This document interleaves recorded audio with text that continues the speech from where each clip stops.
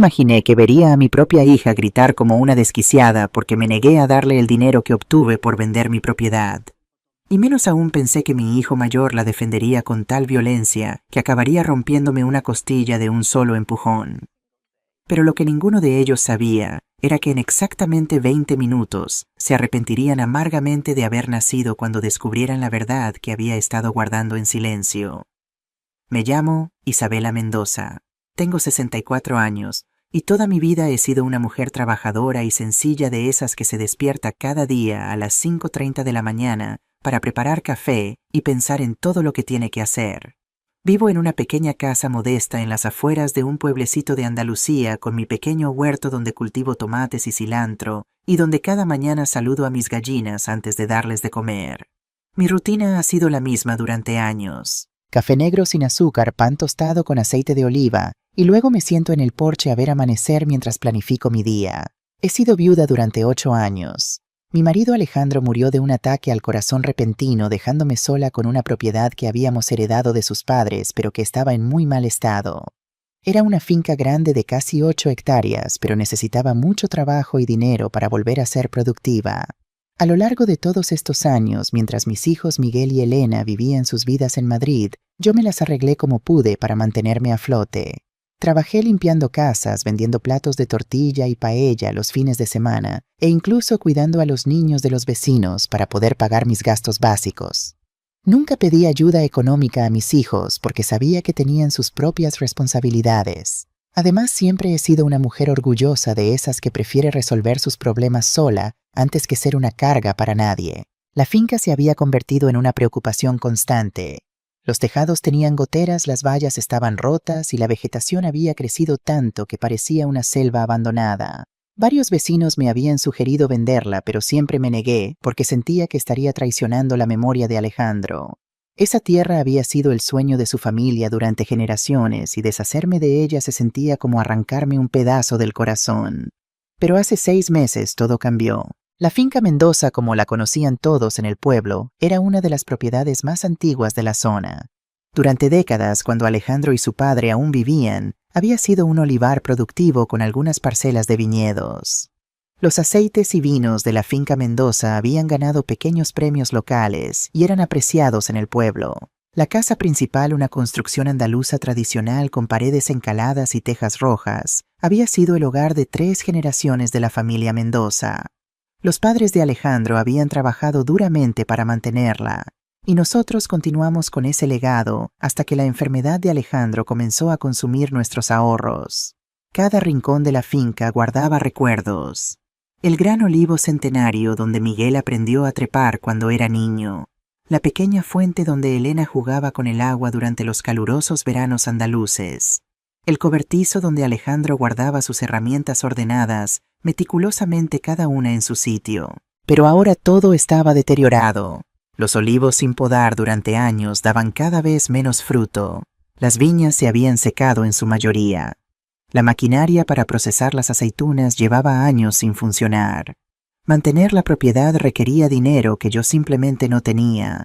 Carmen Ortiz, mi vecina y mejor amiga, venía casi todas las tardes a tomar café conmigo. A sus 68 años era la persona más sabia y leal que conocía. Había estado conmigo en los momentos más difíciles, incluyendo la enfermedad y muerte de Alejandro.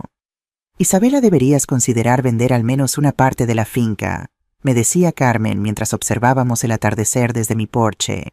Es demasiado para que lo manejes tú sola, y el dinero te daría tranquilidad. No puedo, Carmen, le respondía siempre. Esta tierra es el legado de Alejandro para nuestros hijos y nietos.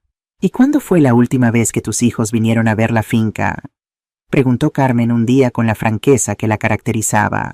Era una pregunta dolorosa. Miguel había venido por última vez hace 3 años para el cumpleaños de su hijo pequeño, y Elena solo venía en Navidad a veces.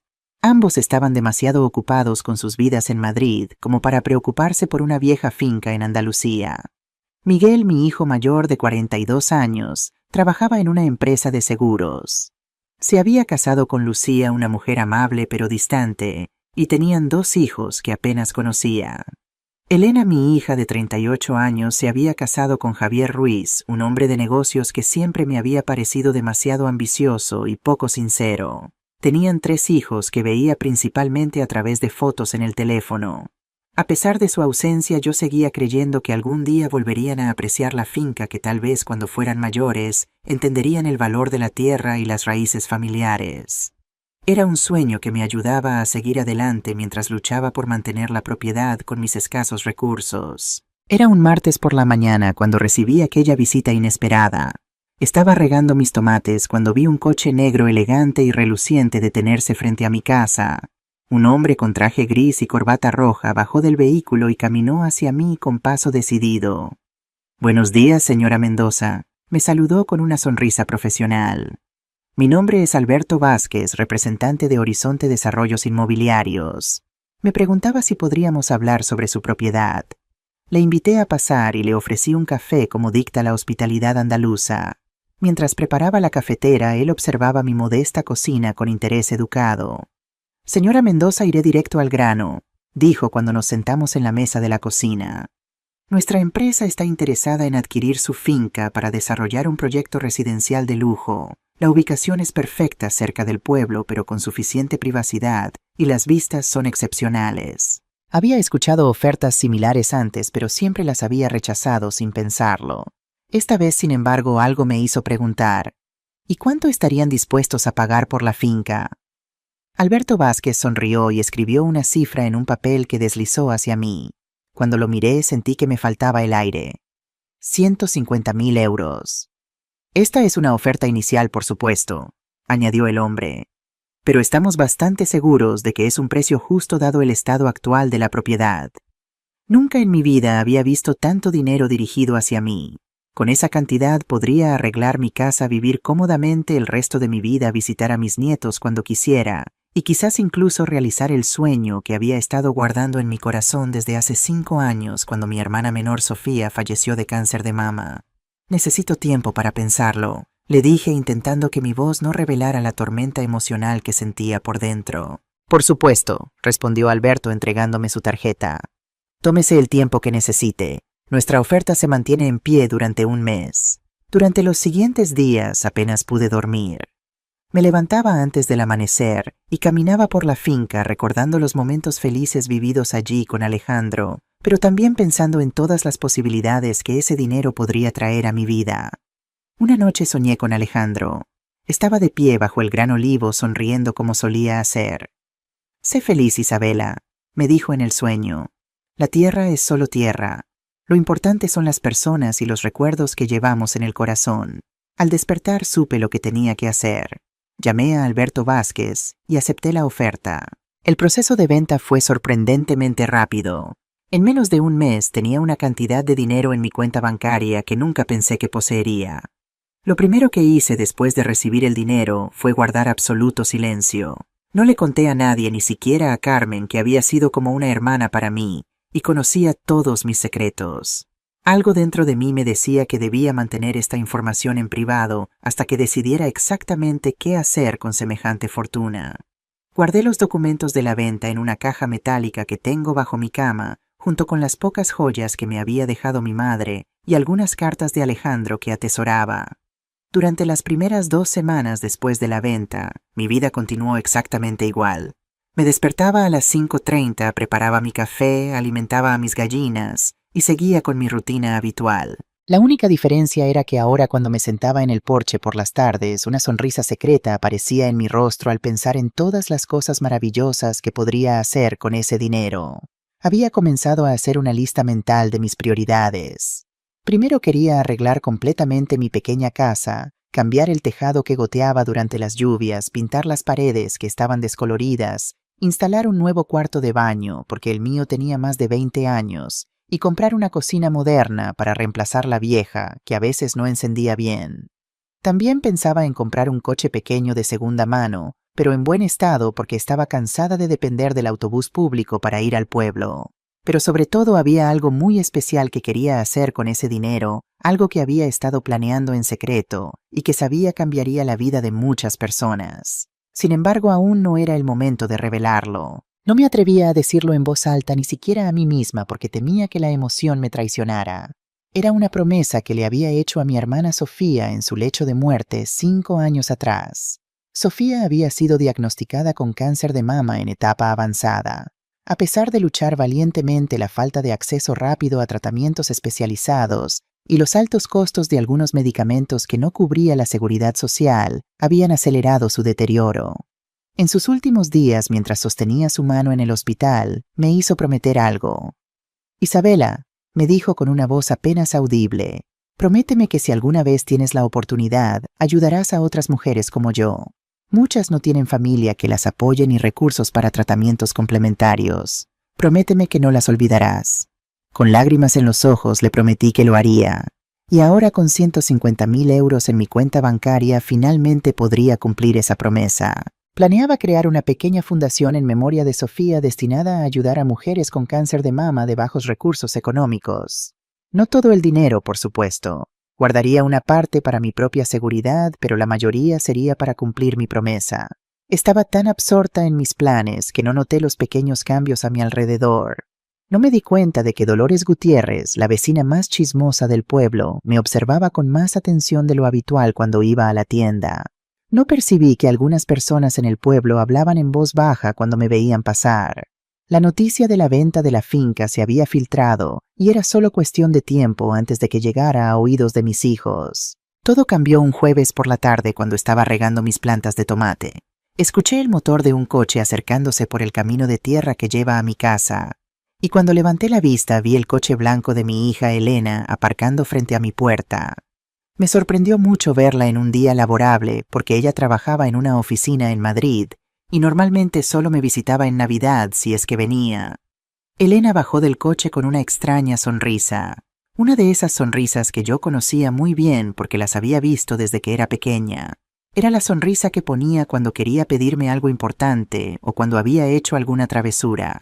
Llevaba un vestido amarillo que nunca le había visto antes, zapatos de tacón alto que se hundían en la tierra de mi patio y un gran bolso colgando de su brazo. «Mamá, qué sorpresa tan agradable encontrarte aquí fuera», dijo acercándose para darme un beso en la mejilla.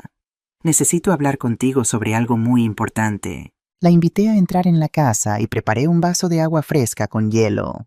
Nos sentamos en mi pequeña sala de estar, ella en el sofá, y yo en mi silla favorita, la mecedora de madera que había sido de mi abuela. Elena parecía nerviosa, jugaba con las llaves de su coche y evitaba mirarme directamente a los ojos.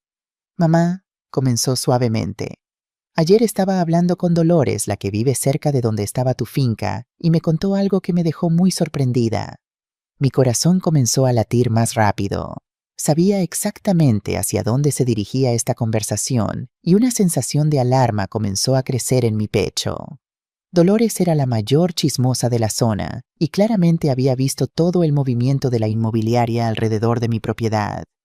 «Me dijo que vendiste la finca», continuó Elena finalmente mirándome a los ojos. «¿Es eso cierto, mamá?» Por un momento pensé en negarlo, pero nunca he sido buena mintiendo, especialmente a mis propios hijos. Además, eventualmente tendrían que saberlo. «Sí, Elena. Vendí la finca hace unas semanas. Era demasiado para mí mantenerla y la oferta fue muy buena». El rostro de mi hija se transformó. La fingida dulzura desapareció reemplazada por una expresión calculadora que me recordó demasiado a su marido Javier. «¿Y cuánto te pagaron, mamá?», preguntó intentando sonar casual, pero detecté la avidez en su voz. «Eso es asunto mío, Elena», respondí con firmeza. «Es mi dinero y tengo planes para él». Elena soltó una risa corta y forzada. «Mamá, por favor, esa finca era parte de nuestra herencia familiar. Miguel y yo teníamos derecho a saber que la estabas vendiendo, y ahora tenemos derecho a saber cuánto recibiste y a recibir nuestra parte».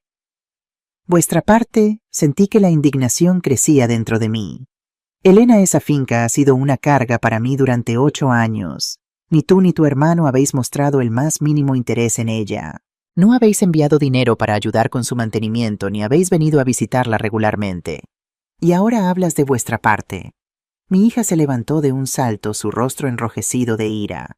«Teníamos nuestras propias familias que mantener, mamá. No todos podemos permitirnos vivir en el campo jugando a ser granjeros. Tenemos responsabilidades reales». «Y yo no», repliqué sintiendo cómo mi propia ira comenzaba a hervir. He trabajado cada día de mi vida incluso después de que tu padre muriera. He limpiado casas, he cuidado niños, he vendido comida casera, todo para mantenerme y no ser una carga para vosotros. Y ahora que por fin tengo la oportunidad de vivir cómodamente, ¿crees que tengo que darte el dinero? No es solo para mí, dijo Elena cambiando de táctica. Su voz se volvió repentinamente suplicante. Javier tiene problemas con su negocio. Debe mucho dinero a algunas personas, mamá. Personas peligrosas. Si no les paga pronto, no sé qué podría pasar. Los niños podrían estar en peligro. Así que ahí estaba el verdadero motivo de su visita. No era preocupación por mí o por la finca familiar. Era el dinero para las deudas de Javier. ¿Qué tipo de problemas tiene Javier exactamente? Pregunté, aunque ya sospechaba la respuesta. Elena bajó la voz como si las paredes pudieran escuchar. Invirtió en un negocio que no salió bien. Pidió dinero prestado a gente que no es del banco. Ahora le están presionando y nos amenazan. Necesitamos al menos 60.000 euros, mamá. Sé que parece mucho, pero es por la seguridad de tus nietos. 60.000 euros. Más de un tercio de lo que había recibido por la finca. Y conociendo a Javier y sus negocios, probablemente la historia era mucho peor de lo que Elena me estaba contando. Lo siento, Elena, pero no puedo darte ese dinero, dije finalmente. Tengo planes importantes para él, planes que he estado esperando realizar durante años. ¿Qué planes podrían ser más importantes que ayudar a tu propia hija y a tus nietos? Gritó Elena, toda pretensión de amabilidad olvidada. ¿Qué vas a hacer con tanto dinero a tu edad? ¿Comprarte ropa nueva? ¿Viajar? Es ridículo. No tengo que explicarte mis planes, respondí manteniendo mi voz firme aunque por dentro temblaba. Es mi dinero, mi decisión. Elena agarró su bolso y se dirigió a la puerta. Esto no va a quedar así, mamá. Miguel y yo hablaremos sobre esto. Volveremos pronto y espero que para entonces hayas reconsiderado tu egoísmo. Después de que Elena se marchara, me senté en mi mecedora temblando. Sabía que esto solo era el comienzo. Mi hija no aceptaría fácilmente un no por respuesta, especialmente con Javier presionándola.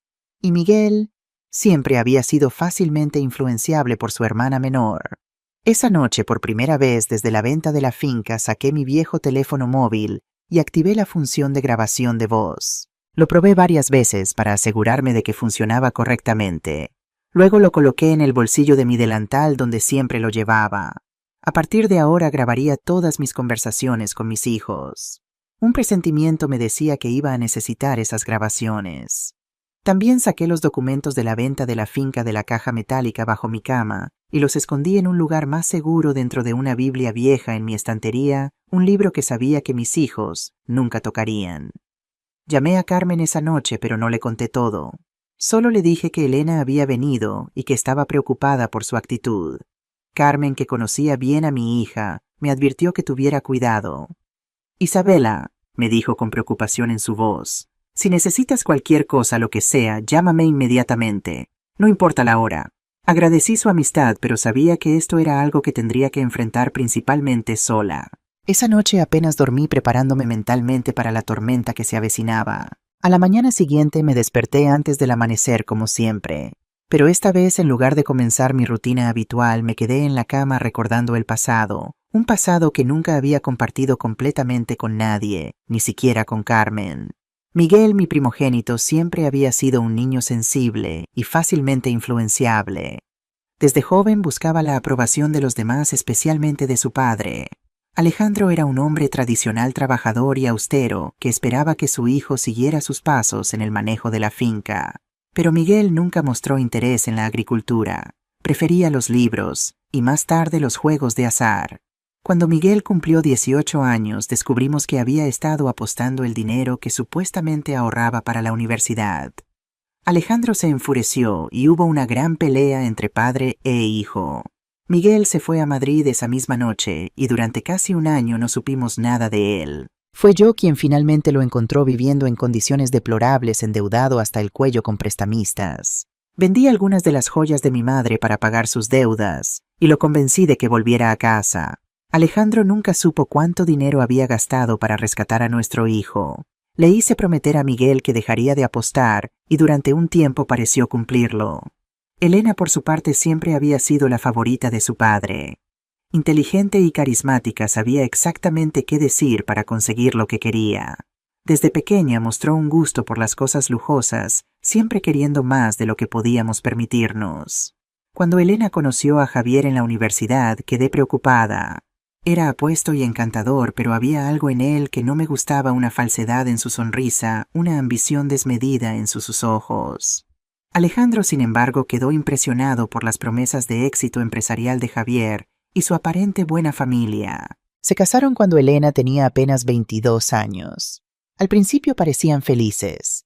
Javier consiguió un trabajo en una empresa financiera en Madrid y Elena trabajaba como secretaria en una oficina legal. Compraron un piso en un barrio de moda, tenían coches nuevos, iban de vacaciones a lugares exóticos. Todo parecía perfecto en la superficie. Pero había señales. Las llamadas tensas de Elena siempre necesitando un poco más de dinero, las visitas que se cancelaban en el último minuto, las raras ocasiones en que venían. Javier controlaba cada palabra que decía mi hija y ella parecía cada vez más nerviosa y menos ella misma. Cuando Alejandro enfermó, esperaba que nuestros hijos estuvieran más presentes.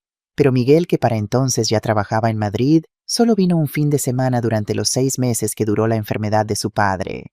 Elena vino más veces, pero siempre sola, sin Javier ni los niños, y nunca se quedaba más de unas horas. Alejandro murió sin reconciliarse completamente con su hijo y sin conocer realmente a sus nietos. Fue una de sus mayores tristezas. Después del funeral, tanto Miguel como Elena volvieron rápidamente a Madrid, dejándome sola para lidiar con el duelo y con una finca que se caía a pedazos. Prometieron ayudar económicamente, pero sus contribuciones fueron escasas y esporádicas. Pronto dejaron de llegar por completo. Y ahora, 8 años después, reaparecían en mi vida exigiendo una parte del dinero de la venta de una finca que habían abandonado hace tiempo. No podía evitar sentirme herida y traicionada, pero también estaba determinada a no dejar que manipularan mi vida una vez más. El dinero de la venta me daría la independencia que nunca había tenido y la oportunidad de cumplir la promesa que le había hecho a Sofía. Esa misma tarde decidí tomar medidas preventivas. Fui al banco del pueblo y transferí la mayor parte del dinero a una cuenta diferente, dejando solo una pequeña cantidad en la cuenta original. También pregunté sobre las opciones para hacer un testamento oficial, algo que nunca antes había considerado necesario. Al salir del banco me encontré con Carlos Fuentes, el hijo de mi antiguo vecino Manuel, que ahora trabajaba como abogado en Granada. Le expliqué brevemente mi situación y él me ofreció su tarjeta. Señora Mendoza, si necesita asesoramiento legal, no dude en llamarme. La primera consulta será gratuita por todo lo que usted hizo por mi padre cuando estuvo enfermo. Guardé su tarjeta cuidadosamente. Algo me decía que pronto la necesitaría. Esa noche, antes de acostarme, revisé nuevamente que mi teléfono móvil estuviera cargado y la función de grabación lista para activarse. También coloqué una pequeña cámara que había comprado hace años, cuando temía que alguien estuviera robando huevos de mi gallinero, en un rincón discreto de la sala de estar. No sabía exactamente qué esperar, pero quería estar preparada. Mientras me acostaba pensé en Alejandro y en Sofía. «Dadme fuerza», murmuré en la oscuridad. «Dadme la fuerza para hacer lo correcto». 3 días después de la visita de Elena, escuché varios coches detenerse frente a mi casa. Era domingo por la mañana y acababa de regresar de la misa en la pequeña iglesia del pueblo. Me asomé por la ventana y sentí que mi corazón se aceleraba. Reconocí el coche de Miguel, el de Elena, y un tercer vehículo lujoso que supuse pertenecía a Javier.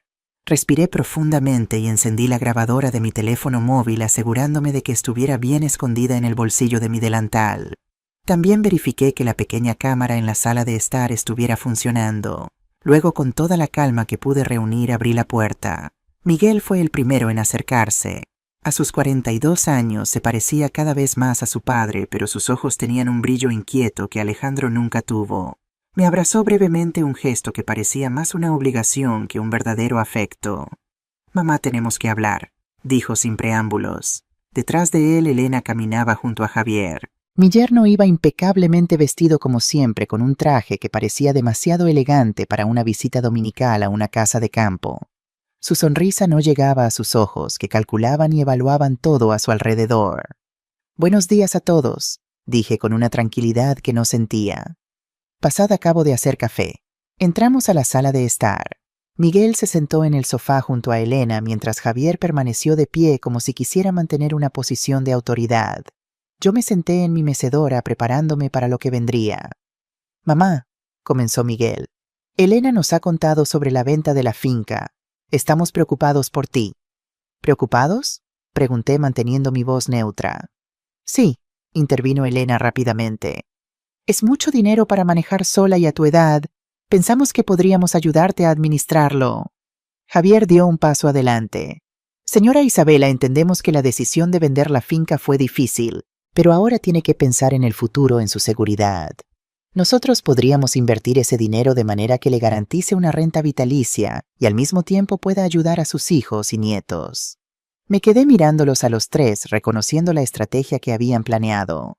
Miguel, el hijo preocupado, Elena, la hija práctica, y Javier, el experto financiero. Todos unidos por un objetivo común: mi dinero. «Agradezco vuestra preocupación», dije lentamente, «pero ya tengo planes para ese dinero. Planes importantes». «¿Qué planes, mamá?», preguntó Miguel con un tono que pretendía ser interesado, pero que no podía ocultar su impaciencia. «Planes personales», respondí firmemente. «Es mi dinero, fruto de la venta de una propiedad que he mantenido sola durante 8 años y tengo derecho a decidir qué hacer con él». La expresión de Miguel cambió sutilmente. La máscara de hijo preocupado comenzó a resquebrajarse. «Mamá, creo que no entiendes la situación», dijo inclinándose hacia adelante. «Esa finca era parte de nuestra herencia familiar. El dinero de la venta no es solo tuyo, es de todos nosotros». «Miguel tiene razón», añadió Elena. «Papá habría querido que ese dinero nos ayudara a todos. Además, somos tus hijos, tu familia. ¿No quieres ayudarnos?» «¿Ayudaros?». La indignación comenzó a crecer dentro de mí.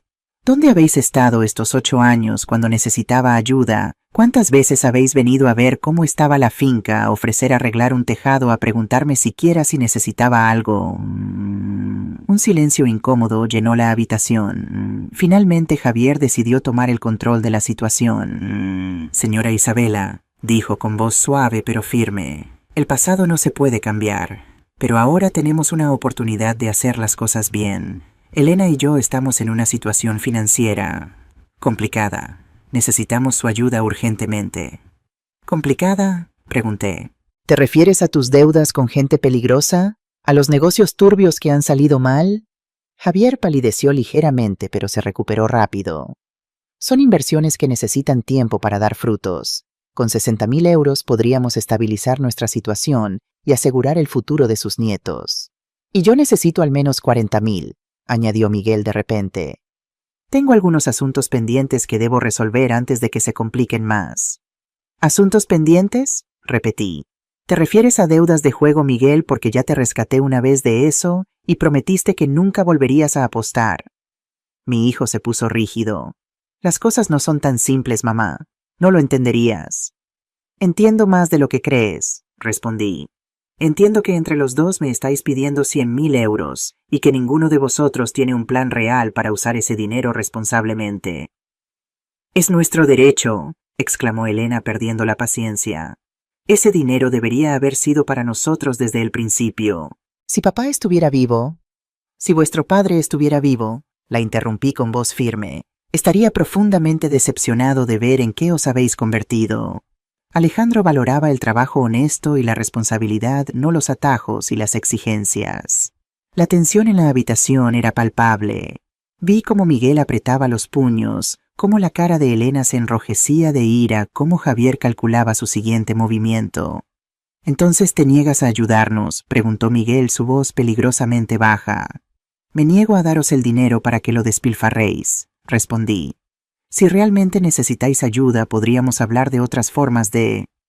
«No queremos tus consejos, vieja», gritó Miguel poniéndose de pie de un salto. «Queremos lo que nos pertenece». Lo que ocurrió a continuación sucedió tan rápido que apenas tuve tiempo de reaccionar. Miguel avanzó hacia mí, su rostro distorsionado por la ira. Me agarró por los hombros levantándome de la mecedora. «Dinos dónde está el dinero, mamá», gritó sacudiéndome con fuerza. «Lo necesitamos ahora». «Suéltame, Miguel», exclamé intentando liberarme. «Estás fuera de ti». «Miguel, cuidado», gritó Elena, pero no estaba segura si lo decía para protegerme a mí o porque había visto la cámara oculta. Mi hijo me empujó con tal fuerza que perdí el equilibrio. Caí contra la esquina de la mesa de café sintiendo un dolor agudo en el costado izquierdo. El impacto me dejó sin aliento, un dolor insoportable se extendió por todo mi cuerpo mientras caía al suelo. «Dios mío, Miguel, ¿qué has hecho?», gritó Elena corriendo hacia mí. Javier sujetó a Miguel por los hombros alejándolo de mí. «Contrólate, hombre», le dijo en voz baja pero tensa. Esto no era parte del plan. Yacía en el suelo luchando por respirar. Cada inhalación era una agonía. Sabía que algo estaba mal, muy mal.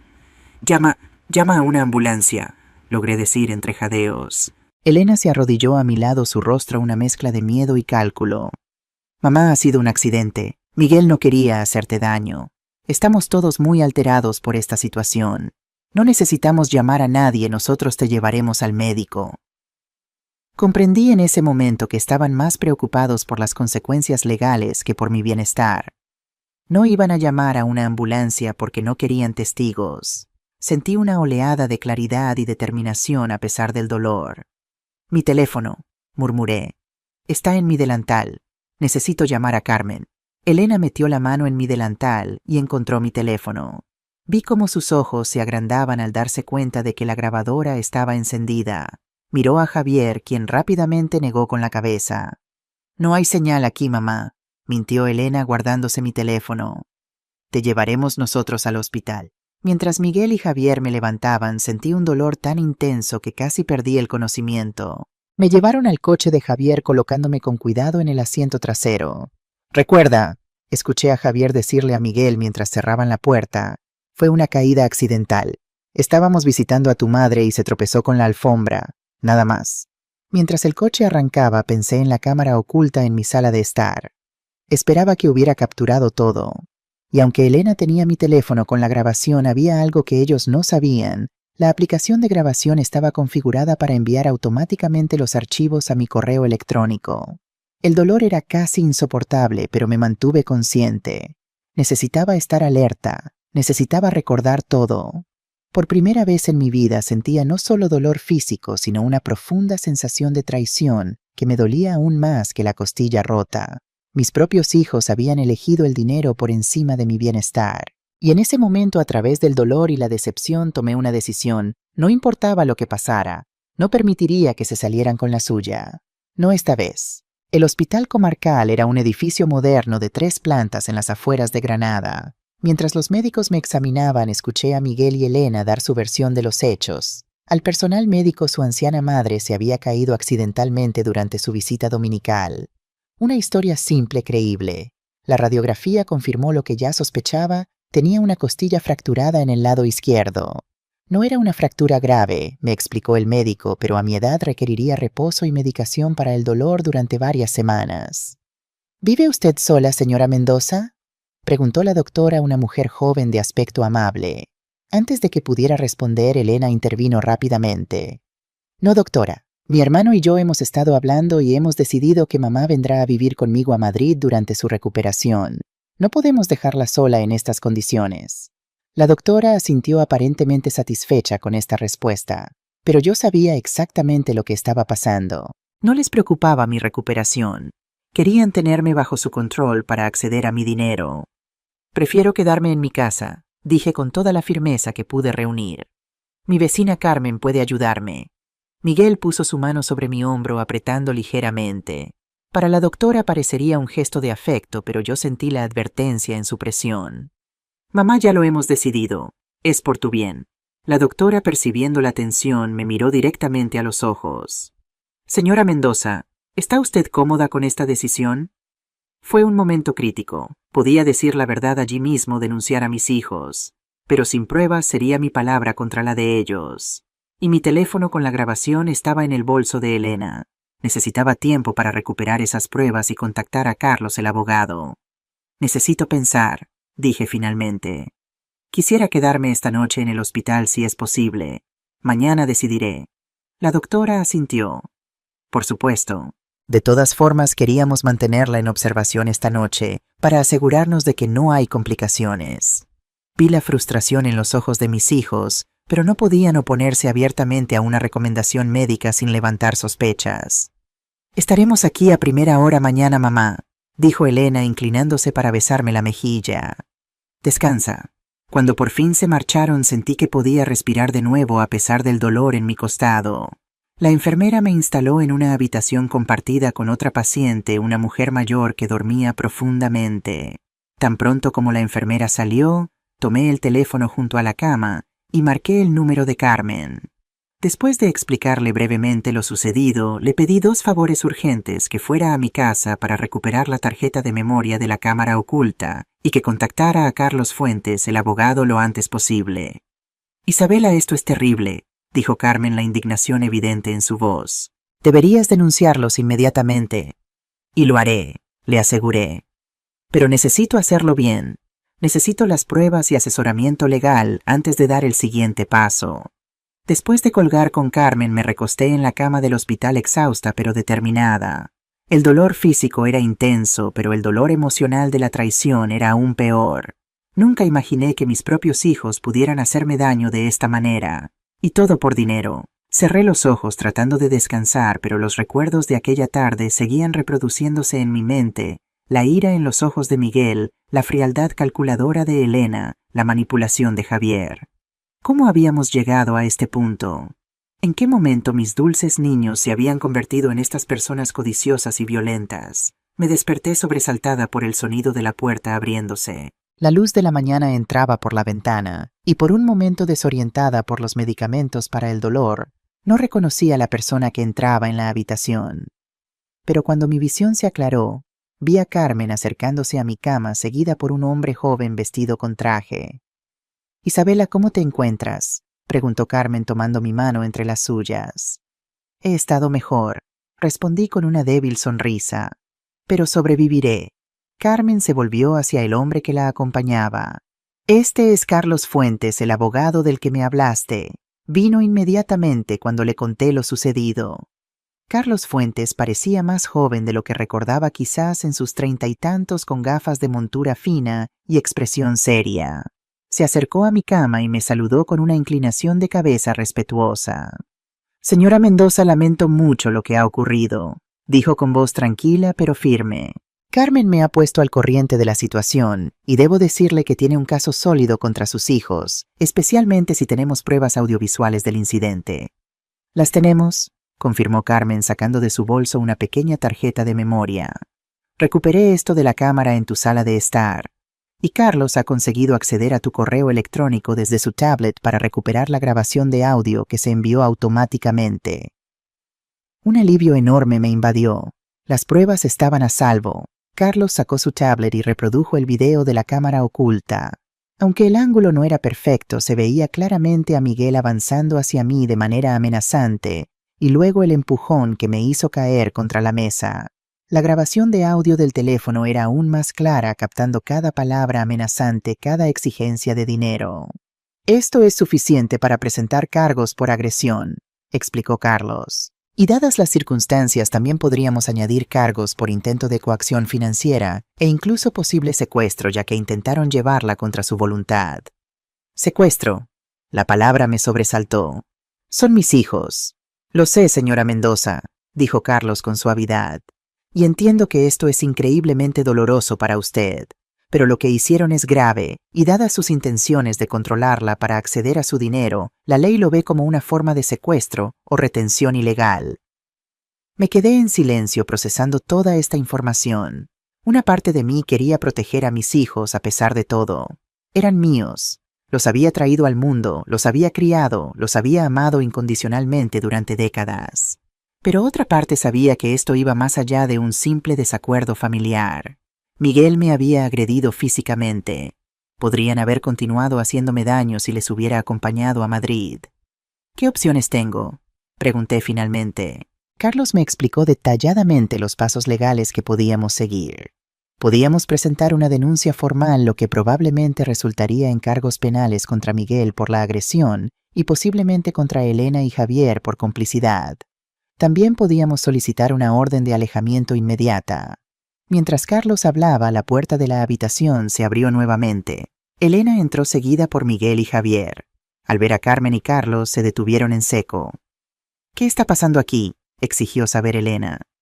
«¿Quién es este hombre?». Carlos se puso de pie y se presentó con calma profesional. «Carlos Fuentes, abogado de la señora Mendoza. ¿Y ustedes son...?» «Somos sus hijos», respondió Elena visiblemente alterada. «No necesita un abogado. Estamos aquí para cuidar de ella». «Me temo que las pruebas sugieren lo contrario», dijo Carlos señalando su tablet donde se reproducía silenciosamente el video del incidente. El color abandonó los rostros de mis 3 visitantes. Miguel dio un paso atrás como si hubiera recibido un golpe físico. Elena miró a Javier, quien mantuvo una expresión impasible aunque vi cómo apretaba la mandíbula.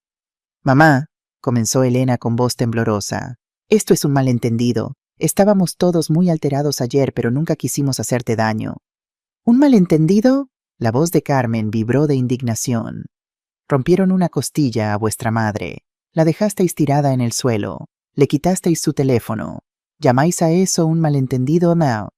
«Señora Mendoza», intervino Carlos antes de que la situación escalara, «la doctora me ha informado que podrá darle el alta hoy siempre que tenga cuidados adecuados. Mi recomendación es que venga conmigo y con Carmen. Mi madre tiene una casa con habitación de invitados en Granada donde estará segura y cómoda mientras recuperamos sus fuerzas y decidimos los próximos pasos legales». «No puede hacer eso», protestó Javier. «Somos su familia. Tenemos derecho a...». «No tienen ningún derecho», lo interrumpió Carlos con firmeza. «No después de lo que hicieron. Y les advierto que cualquier intento de acercarse a la señora Mendoza sin su consentimiento resultará en cargos adicionales». Hubo un momento de tenso silencio. Miré a mis hijos buscando en sus rostros algún signo de remordimiento genuino, algún indicio del amor que alguna vez nos habíamos tenido, pero solo vi miedo a las consecuencias, cálculo y una ira apenas contenida. «Quiero que os marchéis», dije finalmente. «Todos vosotros. Iré con Carmen y Carlos cuando me den el alta, y no quiero veros hasta que esté lista para hablar si es que algún día lo estoy». «Mamá, por favor», intentó Miguel dando un paso hacia mi cama. «No te acerques a mí», le advertí. «Ya me has hecho suficiente daño». Los 3 se marcharon finalmente, no sin antes lanzar miradas amenazantes a Carlos y murmurar entre ellos. Cuando la puerta se cerró tras ellos, me derrumbé contra las almohadas agotada emocional y físicamente. «Has sido muy valiente, Isabela», dijo Carmen apretando mi mano. «No sé si es valentía o desesperación», respondí. «Nunca pensé que llegaríamos a esto». Carlos guardó su tablet y me miró con expresión seria pero compasiva. «Señora Mendoza, entiendo que esto es extremadamente difícil para usted. Son su familia, pero debe saber que lo que hicieron es grave y podría haber sido mucho peor si no hubiera tenido la previsión de instalar esa cámara y grabar el audio». Asentí sabiendo que tenía razón. «¿Cuáles son los siguientes pasos entonces?» «Primero recuperarse», respondió Carlos. «Luego, cuando se sienta con fuerzas, iremos a la comisaría para presentar la denuncia formal. Mientras tanto, prepararé toda la documentación necesaria y solicitaré la orden de alejamiento». Después de que Carlos se marchara para hacer los arreglos necesarios, me quedé a solas con Carmen. Por primera vez desde el incidente me permití llorar. Lloré por los hijos que creía tener, por la familia que pensé que éramos, por todas las esperanzas y sueños que se habían hecho pedazos en un solo día. «¿Por qué, Carmen?», sollocé. «¿Por qué el dinero puede cambiar tanto a las personas?». Carmen me abrazó con cuidado, evitando presionar mi costado herido. «No es el dinero, Isabela. El dinero solo saca a la luz lo que ya estaba ahí. Tus hijos tomaron sus propias decisiones, hicieron sus propias elecciones. Tú no tienes la culpa de eso». Mientras las lágrimas corrían por mis mejillas, recordé a mi hermana Sofía y la promesa que le había hecho. Ese recuerdo me dio fuerzas. El dinero de la venta de la finca iba a ser algo bueno, algo importante. No permitiría que la codicia de mis hijos destruyera ese sueño. «Tienes razón», dije finalmente secándome las lágrimas. «Ahora necesito ser fuerte por Sofía y por mí misma».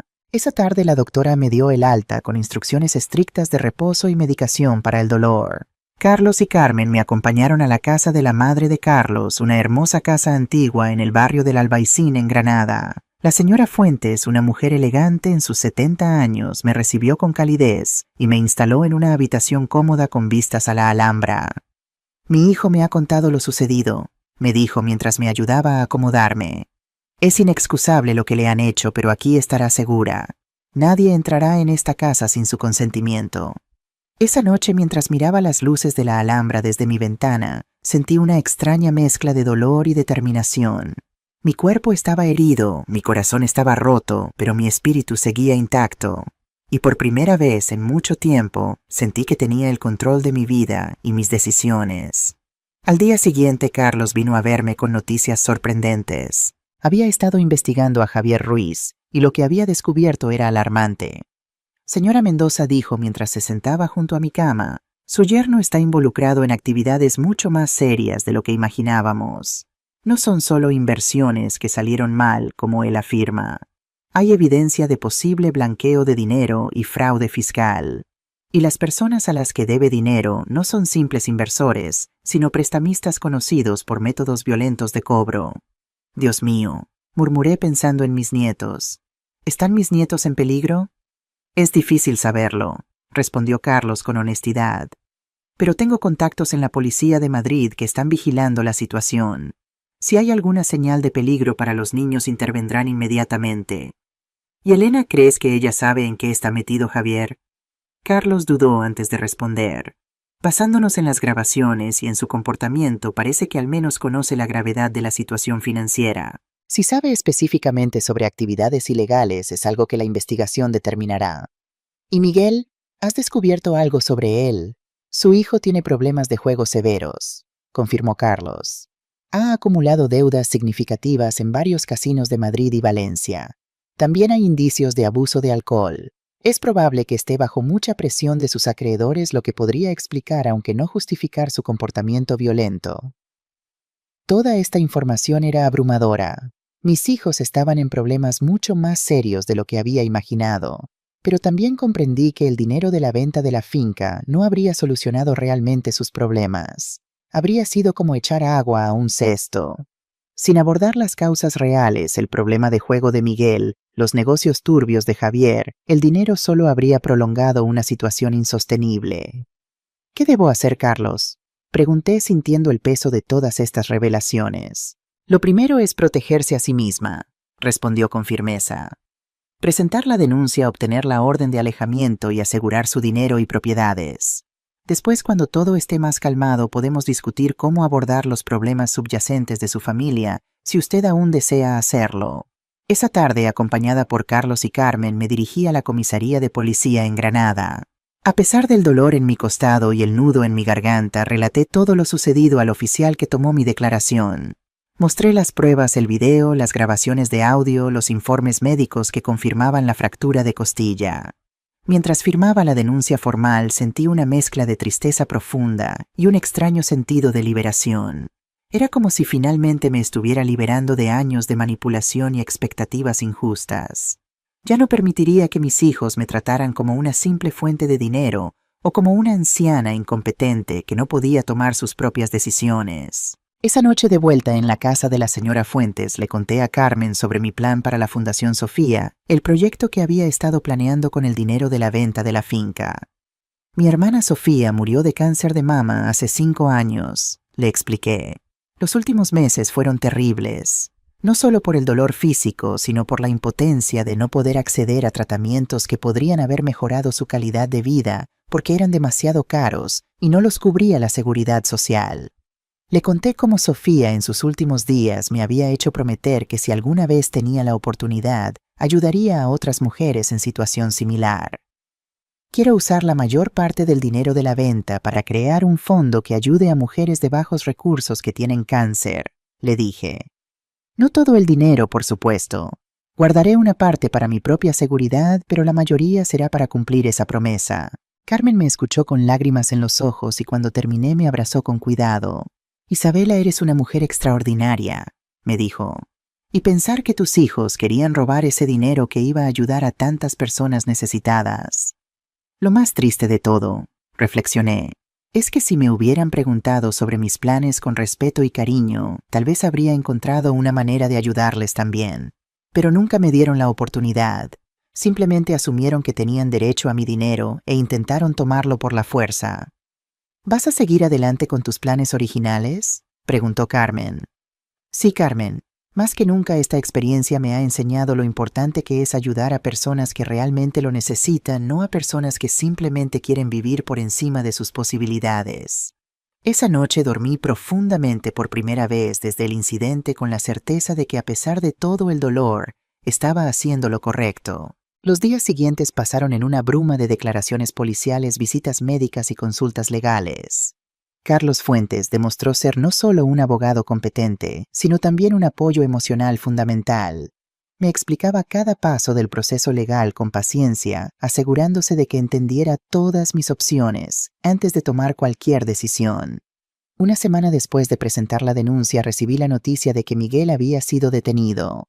La policía también había interrogado a Elena y a Javier, aunque aún no habían sido formalmente acusados. La investigación sobre Javier se había ampliado y ahora incluía a otros 2 hombres que aparentemente formaban parte de su red de negocios. El juez ha concedido la orden de alejamiento, me informó Carlos una tarde mientras tomábamos té en el patio de la casa de su madre. Miguel, Elena y Javier no pueden acercarse a menos de 500 metros de usted ni contactarla por ningún medio. Sentí un alivio inmediato al saber que estaba legalmente protegida, pero también una punzada de tristeza. Nunca imaginé que llegaríamos a este punto que necesitaría protección legal contra mis propios hijos. ¿Qué pasará ahora con Miguel?, pregunté. Permanecerá detenido hasta la vista preliminar, explicó Carlos. Dada la claridad de las pruebas, es probable que el caso avance rápidamente. También estamos pidiendo que se investigue el intento de coacción financiera, lo que podría resultar en cargos adicionales. A medida que avanzaba la investigación, surgieron más detalles perturbadores. La policía había descubierto que Javier no solo debía dinero a prestamistas, sino que también había intentado establecer un esquema de blanqueo de dinero, utilizando pequeñas empresas legítimas como fachada. Elena, aunque negaba conocer la extensión de las actividades ilegales de su marido, había firmado varios documentos que la implicaban como cómplice. Estamos negociando con la fiscalía, me explicó Carlos un mes después. Elena está dispuesta a cooperar plenamente con la investigación y testificar contra Javier y los otros implicados a cambio de una reducción de cargos. ¿Y qué pasará con mis nietos?, pregunté preocupada por los hijos de Elena. Por ahora están con la madre de Elena en Madrid. Los servicios sociales están monitoreando la situación, pero no ven motivo para intervenir mientras los niños estén bien cuidados. La vista preliminar de Miguel se programó para principios de mayo, casi 2 meses después del incidente. Para entonces mi costilla estaba casi completamente curada, aunque todavía sentía molestias ocasionales.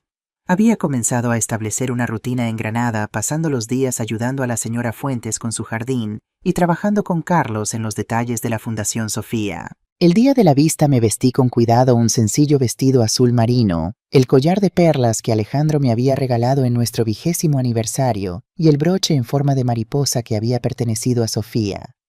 Quería presentarme con dignidad, sin parecer ni demasiado ostentosa ni demasiado frágil. El juzgado de Granada era un edificio imponente de piedra gris. Carmen me acompañó sosteniendo mi brazo mientras subíamos las escaleras. Carlos nos esperaba en la entrada impecable en su traje oscuro. ¿Está preparada, señora Mendoza?, me preguntó con amabilidad. Todo lo preparada que puedo estar para ver a mi hijo acusado de agredirme, respondí con una sonrisa triste. La sala del juzgado estaba medio llena cuando entramos. Vi a Miguel sentado junto a su abogado, un hombre mayor con expresión severa. Mi hijo había perdido peso y su rostro mostraba signos de estrés. Por un momento nuestras miradas se cruzaron y vi un destello de algo en sus ojos. ¿Arrepentimiento, vergüenza o simplemente miedo a las consecuencias? Elena estaba sentada en la parte posterior de la sala sola. También había cambiado. Parecía más pequeña, más vulnerable sin Javier a su lado. Me pregunté dónde estaría él y qué estaría pasando con su caso. La vista fue sorprendentemente breve. El juez revisó las pruebas que eran contundentes. El video mostraba claramente la agresión. Los informes médicos confirmaban la fractura y las grabaciones de audio documentaban las exigencias de dinero y las amenazas. El abogado de Miguel intentó argumentar que había sido un accidente durante una discusión acalorada, pero incluso él parecía saber que era una defensa débil. Lo que me sorprendió fue cuando el juez dio a Miguel la oportunidad de hablar. Mi hijo se puso de pie lentamente, su postura encorvada, tan diferente del hombre confiado que había sido. Quiero declararme culpable. dijo con voz apenas audible. Lo que hice es inexcusable. Lastimé a la persona que me dio la vida, que siempre me apoyó incluso cuando no lo merecía. No tengo excusas, solo vergüenza y arrepentimiento. Sus palabras parecían sinceras, pero después de todo lo sucedido, no sabía si podía confiar en ellas. ¿Era un verdadero remordimiento o simplemente una estrategia para obtener la clemencia del juez? El juez dictaminó que Miguel permanecería detenido hasta el juicio final que se programaría en las próximas semanas. Mientras salíamos de la sala, Elena se acercó a nosotros manteniendo la distancia requerida por la orden de alejamiento. «Mamá», dijo con voz temblorosa, «sé que no puedo acercarme más, pero quería que supieras que estoy cooperando con la investigación. Lo que hicimos fue terrible, y lo siento mucho». Carlos intervino antes de que pudiera responder. «Señora Ruiz debe respetar la orden de alejamiento. Si desea comunicarse con su madre, debe hacerlo a través de los canales legales apropiados». Elena asintió retrocediendo. «Lo entiendo. Solo quería que supiera que los niños están bien y que preguntaban por su abuela». Esas últimas palabras me dolieron profundamente. Mis nietos inocentes en todo este desastre estaban atrapados en medio del caos creado por sus padres. Les echaba de menos, pero sabía que aún no era el momento de reunirnos. Al día siguiente recibí una llamada de Carlos con noticias sobre el caso de Javier y los otros implicados. La investigación había revelado una red de fraude mucho más amplia de lo que inicialmente se sospechaba. El principal organizador del plan, un hombre llamado Víctor Salgado, ha sido detenido, me explicó Carlos. Él fue quien presionó a Javier para que consiguiera grandes sumas de dinero rápidamente. Aparentemente Salgado tenía conexiones con grupos criminales que utilizaban las empresas de Javier para blanquear dinero. ¿Y mi yerno? También está detenido. La fiscalía está construyendo un caso sólido contra él. Con la cooperación de Elena y otros testimonios es probable que reciba una sentencia considerable. 3 semanas después llegó el día del juicio de Miguel. El proceso fue más formal y detallado que la vista preliminar. Se presentaron todas las pruebas, se llamaron testigos, incluida yo misma, que tuve que relatar el doloroso incidente frente al tribunal, y finalmente se dictó sentencia. Miguel fue condenado a 2 años de prisión con posibilidad de libertad condicional, después de 1 año si completaba un programa de rehabilitación para el alcoholismo y la ludopatía. Los otros hombres, los 2 asociados de Javier, recibieron sentencias más largas porque ya tenían antecedentes penales. Víctor Salgado, el principal organizador del plan para declararme incompetente y acceder a mi dinero, recibió 5 años. Y Elena, debido a su cooperación total con la investigación y su testimonio contra todos los demás, solo recibió libertad condicional y la obligación de realizar servicios comunitarios durante 1 año. ¿Servicios comunitarios?, pregunté a Carlos cuando me informó de la sentencia. Sí, específicamente trabajando con ancianos en un centro de cuidados. El juez pensó que sería apropiado dadas las circunstancias. Había una cierta justicia poética en esa sentencia, pensé. Elena, que había intentado manipularme por ser vieja, ahora tendría que dedicar 1 año a cuidar y respetar a personas mayores. Esa tarde, mientras descansaba en el jardín de la señora Fuentes, reflexioné sobre todo lo ocurrido. El sistema legal había hecho su trabajo, la justicia se había aplicado según las leyes. Pero el verdadero trabajo, el de sanar las heridas emocionales y decidir qué tipo de relación, si alguna, podría tener con mis hijos en el futuro, apenas comenzaba. Pensé en Miguel solo en una celda de prisión, enfrentando por primera vez las consecuencias reales de sus acciones. Pensé en Elena, ahora una madre soltera, tratando de reconstruir su vida mientras cumplía su sentencia. Y pensé en mis nietos inocentes, víctimas de las malas decisiones de sus padres. A pesar de todo el dolor, sabía que este no era el final de la historia. Era solo un capítulo 1 doloroso pero necesario.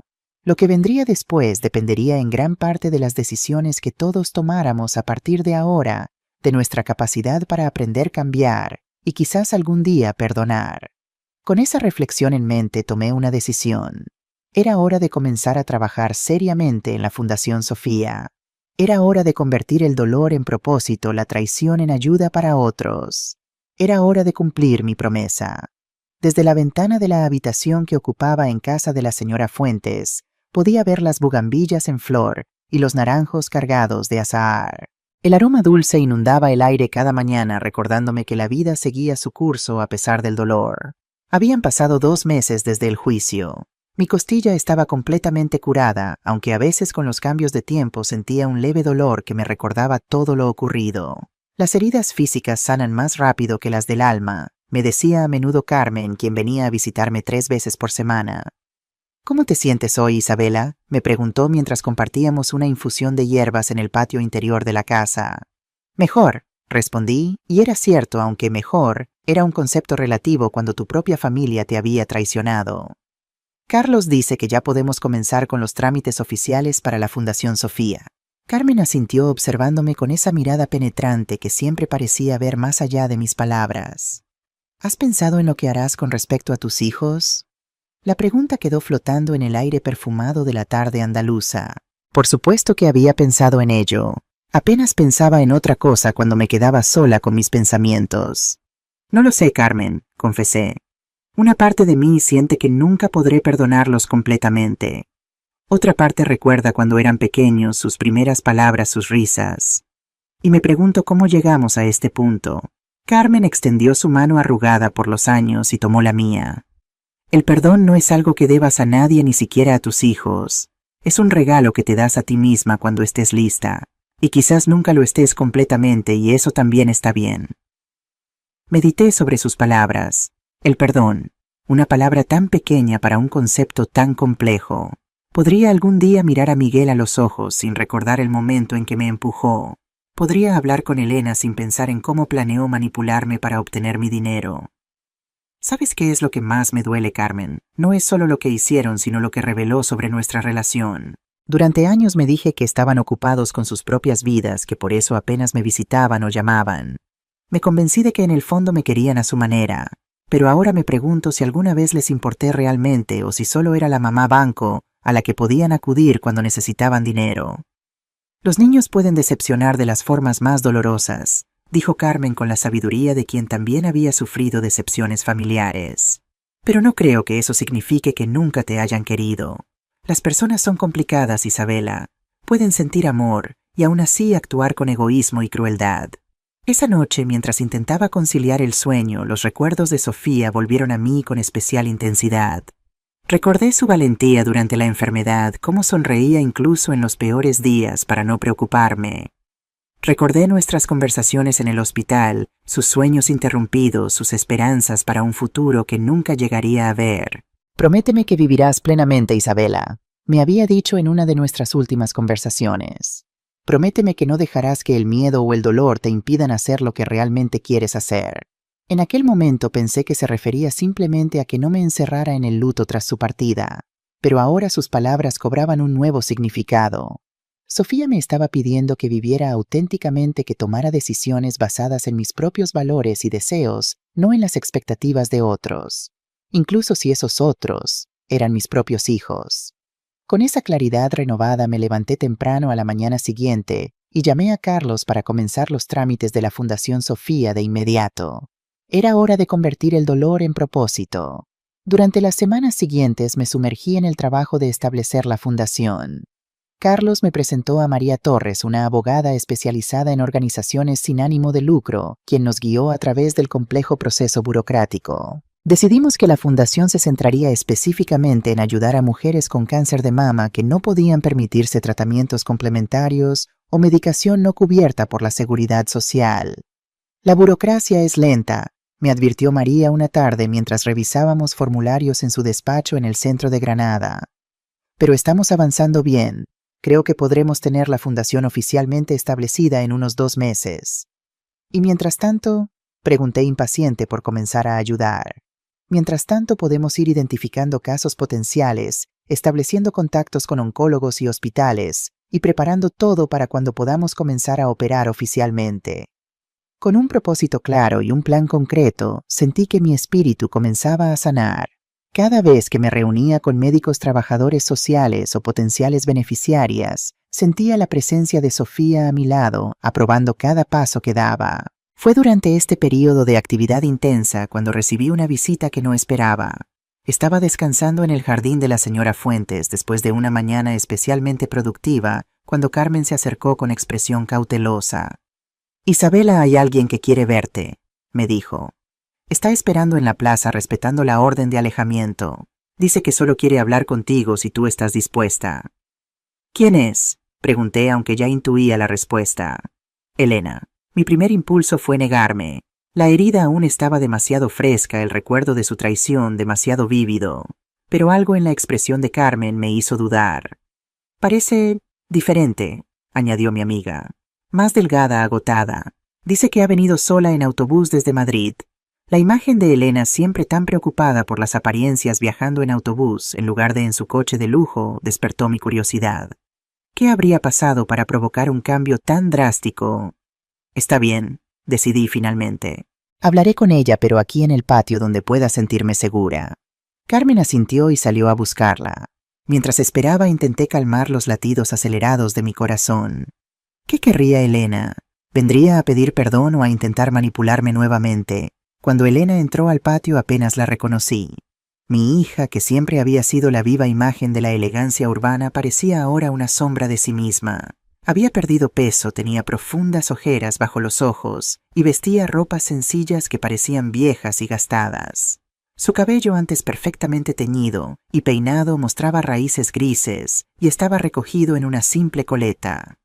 «Mamá», dijo con una voz apenas audible, «sé que no tengo derecho a estar aquí, pero necesitaba verte antes de comenzar mi servicio comunitario». Se mantuvo a una distancia prudente, respetando tanto la orden judicial como mi espacio emocional. La observé detenidamente, buscando signos de la antigua Elena, la mujer calculadora que había conspirado para quitarme mi dinero. Pero solo vi a una persona derrotada, consumida por consecuencias que quizás nunca anticipó. «¿Qué quieres, Elena? Quiero pedirte perdón, mamá». Su voz tembló. No una disculpa superficial, sino un verdadero perdón de hija a madre. Se sentó en una silla cercana a mí, pero manteniendo una distancia respetuosa. «Mamá, estos últimos días he tenido mucho tiempo para pensar en todo lo que pasó, y me di cuenta de que no solo te fallé como hija, sino que me convertí en una persona que ni yo misma reconozco». La miré recordando todas las veces que Elena había intentado manipularme con disculpas calculadas y lágrimas estratégicas. ¿Era esto diferente o simplemente otra actuación? Elena, las palabras son fáciles, las acciones son las que cuentan. Lo sé, mamá. Por eso no te estoy pidiendo que me perdones ahora mismo. Solo te pido que quizás con el tiempo puedas considerar darme una oportunidad para mostrarte que puedo ser mejor. Hubo un silencio largo, solo interrumpido por el canto de los pájaros en el jardín. Finalmente decidí hacer la pregunta que me rondaba la mente. ¿Y Javier? ¿Sigues casada con él? Elena bajó la mirada. Nos estamos divorciando. Me di cuenta de que él fue quien me manipuló para actuar contra ti, y no puedo estar casada con alguien que me hizo lastimar a mi propia madre. Sus palabras me sorprendieron. No había esperado que Elena tomara una decisión tan drástica. ¿Y los niños, qué pasará con ellos? Los niños se quedarán conmigo. Javier está de acuerdo porque sabe que sus deudas lo ponen en peligro y no quiere exponer a los niños a esas personas peligrosas. ¿Cómo vas a mantenerlos tú sola? Conseguí un trabajo de media jornada en una oficina además del servicio comunitario. No va a ser fácil, pero prefiero vivir con dificultades económicas que vivir con la culpa de lo que te hice. Por primera vez en semanas pude ver a mi verdadera hija debajo de toda la codicia y manipulación. Era la niña que había criado la joven mujer que había sido antes de que la influencia de Javier la corrompiera. Elena, tengo una condición para considerar perdonarte algún día. Lo que sea, mamá. Quiero que vayas a terapia. Quiero que entiendas cómo llegaste a ser capaz de traicionar a tu propia madre. Y quiero que te asegures de que nunca vuelva a suceder. Ya he empezado, mamá. Es parte de los términos de mi libertad condicional, pero incluso si no fuera obligatorio lo haría. ¿Y qué les vas a decir a mis nietos sobre todo esto? Les voy a decir la verdad de una manera apropiada para su edad. Les diré que su mamá cometió errores muy serios, que lastimó a su abuela y que está trabajando muy duro para ser una mejor persona. Después de que Elena se fuera, pensé durante horas en todo lo que había sucedido. Mi vida había cambiado completamente en el espacio de unas pocas semanas.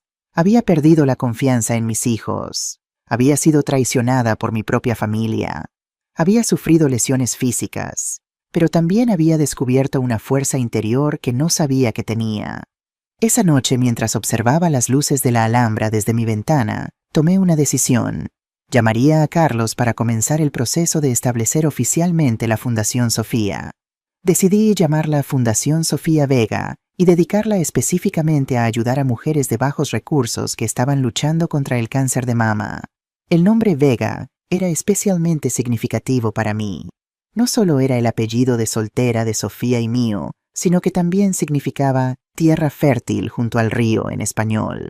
Me parecía adecuado que el dinero obtenido por la venta de una finca se utilizara para crear otra clase de vega, un terreno fértil donde pudiera florecer la esperanza para mujeres que enfrentaban el mismo desafío que había enfrentado mi hermana. 3 meses después, cuando mis costillas estaban completamente curadas, tuvimos la ceremonia de inauguración de la Fundación Sofía Vega. Elegimos un pequeño salón de eventos en el centro de Granada decorado con fotografías de Sofía y ramos de sus flores favoritas, girasoles y margaritas, símbolos de luz y esperanza. Carmen estuvo allí conmigo junto con varios vecinos y miembros de la comunidad que habían conocido a Sofía. La señora Fuentes y Carlos, que habían sido fundamentales en todo el proceso, ocupaban lugares de honor en la primera fila. También invité a varios médicos y trabajadores sociales de hospitales locales, quienes nos ayudarían a identificar a mujeres que necesitaban nuestra ayuda. Para mi sorpresa, Elena también vino, pero se quedó en la parte posterior del evento sin acercarse a mí. Respetaba la orden de alejamiento que técnicamente aún estaba en vigor, aunque yo había solicitado a través de Carlos que se modificara para permitir encuentros supervisados. Mientras subía al pequeño podio para dar mi discurso inaugural, miré alrededor de la sala y sentí una mezcla de emociones, gratitud por los que me habían apoyado, tristeza por la ausencia de Sofía y una determinación renovada de convertir esta experiencia dolorosa en algo positivo. Buenos días a todos, comencé. Hoy es un día muy especial para mí. Hace exactamente 5 años y 3 meses perdí a mi querida hermana Sofía por un cáncer de mama que se detectó demasiado tarde y que no recibió todos los tratamientos necesarios porque algunos no estaban cubiertos por la seguridad social y nosotras no podíamos costearlos. Hice una pausa respirando profundamente para contener la emoción que amenazaba con ahogar mis palabras. En sus últimos días, Sofía me hizo prometer que si alguna vez tenía la oportunidad, ayudaría a otras mujeres que enfrentaban la misma batalla. Hoy, gracias a circunstancias inesperadas, puedo cumplir esa promesa. No mencioné la traición de mis hijos ni la venta de la finca. Esos detalles no eran relevantes para la misión de la Fundación. La Fundación Sofía Vega tiene un objetivo claro: proporcionar apoyo económico a mujeres de bajos recursos que luchan contra el cáncer de mama, especialmente para acceder a tratamientos, medicamentos o terapias complementarias que mejoren su calidad de vida y que no están cubiertos por el sistema público de salud. Expliqué que la Fundación trabajaría en estrecha colaboración con oncólogos y trabajadores sociales de hospitales públicos para identificar a las beneficiarias y que también ofrecería asesoramiento legal para navegar el complejo sistema burocrático de la atención sanitaria. Sofía era luz, era esperanza, era fuerza. Esta fundación aspira a encarnar esas mismas cualidades, llevando un rayo de luz a quienes atraviesan el momento más oscuro de sus vidas. Cuando terminé mi discurso, la sala estalló en aplausos. Carmen tenía lágrimas en los ojos y vi a varios médicos y enfermeras asentir con aprobación. La señora Fuentes se acercó para abrazarme, susurrando en mi oído: «Sofía estaría muy orgullosa de ti, Isabela». Después de la ceremonia, mientras hablaba con algunos de los asistentes, noté que Elena se acercaba tímidamente. «Mamá», dijo manteniéndose a una distancia respetuosa, «solo quería decirte que estoy muy orgullosa de lo que estás haciendo. La tía Sofía estaría feliz de saber que su memoria está ayudando a tantas mujeres». «Gracias, Elena». Hubo un momento de silencio incómodo entre nosotras. Finalmente Elena habló de nuevo, su voz apenas un susurro. «Mamá, ¿crees que algún día podremos tener una relación normal otra vez?» La miré durante varios segundos antes de responder. En su rostro vi arrepentimiento, esperanza, miedo. Ya no era la mujer calculadora y materialista que había conspirado para quitarme mi dinero. Era alguien que estaba luchando por redimirse, por reconstruirse. «Elena, creo que nunca vamos a tener la relación que teníamos antes porque esa relación estaba basada en una confianza que se rompió. Pero quizás con mucho tiempo y mucho trabajo podamos construir algo nuevo. Eso es todo lo que puedo pedir, mamá». Después de que Elena se marchara, Carmen se acercó a mí con una sonrisa comprensiva. «¿Cómo estás?». Me preguntó sabiendo lo emocionalmente agotador que debía ser este día para mí. Cansada pero en paz, respondí sinceramente. Por primera vez en mucho tiempo siento que estoy exactamente donde debo estar haciendo exactamente lo que debo hacer. Las siguientes semanas fueron un torbellino de actividad. La Fundación Sofía Vega comenzó a operar oficialmente y pronto identificamos a nuestras primeras beneficiarias, 10 mujeres con diferentes tipos y etapas de cáncer de mama, todas con necesidades económicas específicas que la Fundación podía ayudar a cubrir. Una de ellas, Luisa Martínez, una madre soltera de 38 años con 2 hijos pequeños, se convirtió en un símbolo especial para mí.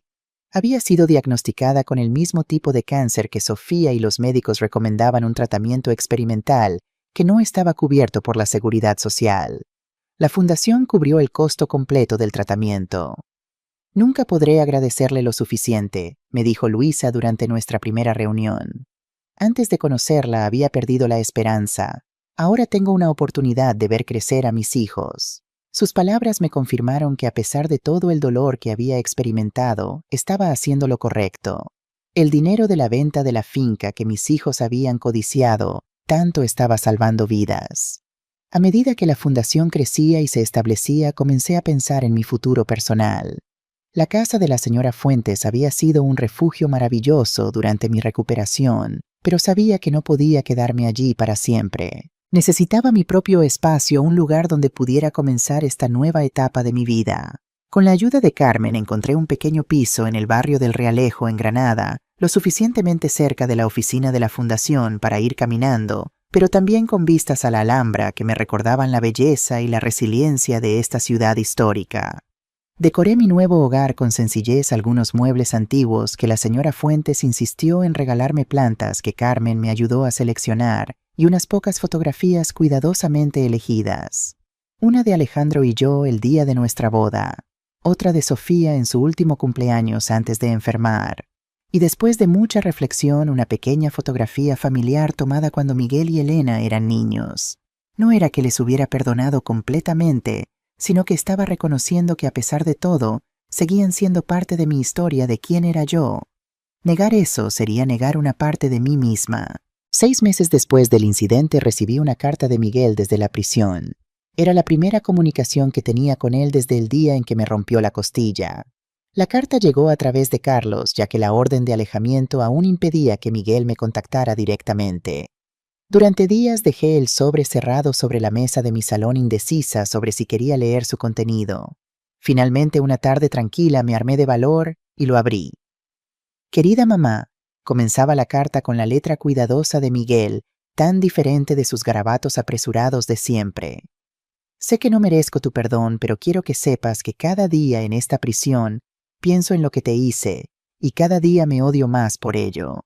Estoy en un programa de recuperación para alcohólicos y ludópatas, y por primera vez en años estoy empezando a entender lo enfermo que estaba. No te estoy pidiendo que me perdones porque sé que eso llevará tiempo si es que alguna vez sucede.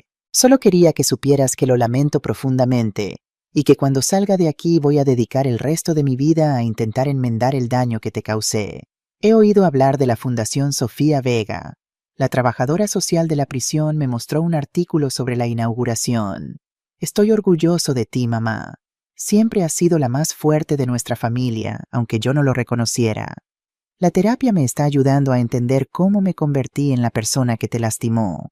No es una excusa, pero quiero que sepas que estoy trabajando duro para cambiar, para ser un mejor hombre, un mejor hijo, y algún día quizás un mejor padre para mis propios hijos, que apenas me conocen ahora.